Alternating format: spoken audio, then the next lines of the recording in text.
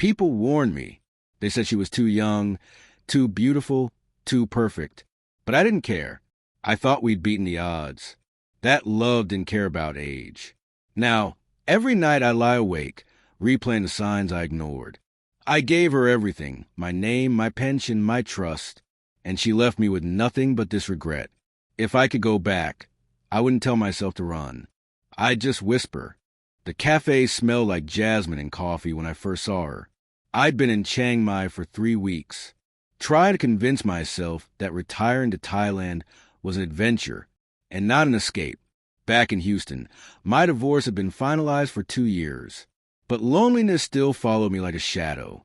My ex-wife had taken the house, half my pension, and whatever was left of my confidence. At 57, I felt invisible, used up, the kind of man who eats dinner in front of the TV, not because he likes Netflix reruns, but because silence is too loud. And then came her, Chalida.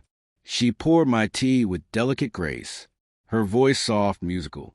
She smiled at me like I was worth knowing, and for the first time in years, I felt like I mattered. We became a story, my story, the one I clung to. Dinner by candlelight, late-night walks through quiet streets, her hand brushing mine, her eyes telling me I wasn't just another old foreigner. Her family welcomed me, her aunt, her cousins, the smell of sticky rice and som tam filling the courtyard. They looked at me like I was part of something bigger, like I belonged. I wasn't just a man anymore. I was a husband, chosen, or so I thought. The requests started small. A motorbike repair, hospital bills, cousin's tuition. I told myself it was normal.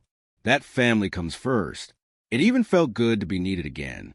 But slowly the warmth faded. The coffee stopped brewing in the mornings. The song she once hummed fell silent. She spent hours on her phone, smiling at screens that weren't mine, until one night, the truth spilled across her tablet. Messages from other men, photos, promises, confessions. The old American is useful but boring. The stupid Farong thinks I love him. Easy money. Those words didn't just break me. They erased me. When I confronted her, she didn't cry, didn't beg, didn't deny. She looked at me with eyes as calm as still water and said, "You want love story. I want security. We both get something. But you believe the fantasy." And then she left, packed her things in silence. No tears, no looking back. Just like that, I was alone again. But this time, the silence was different. It wasn't loneliness. It was humiliation. It was grief for a story I'd written in my head and forced her to play along with. I lost more than her. I lost money. $20,000 drained from our account. But money wasn't the real theft.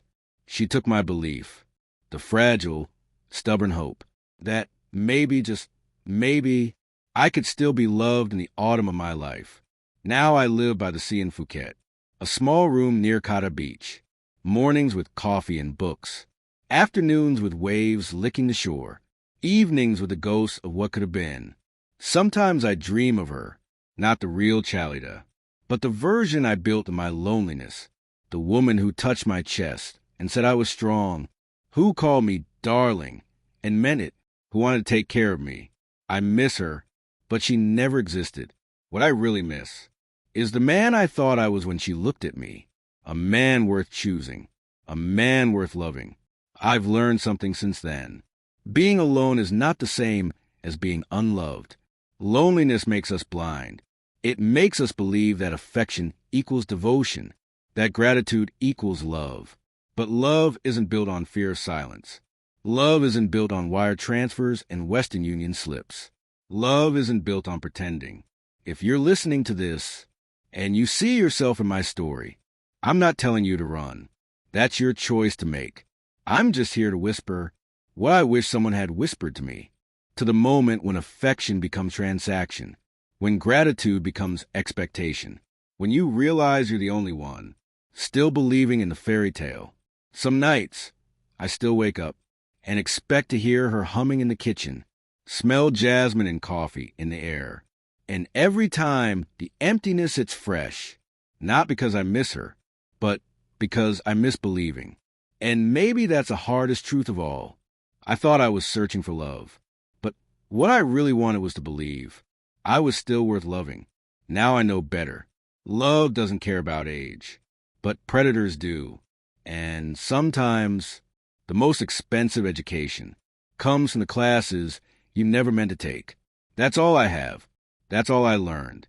And if my story saves even one man from mistaking need for love, then maybe, just maybe, my regret won't be wasted.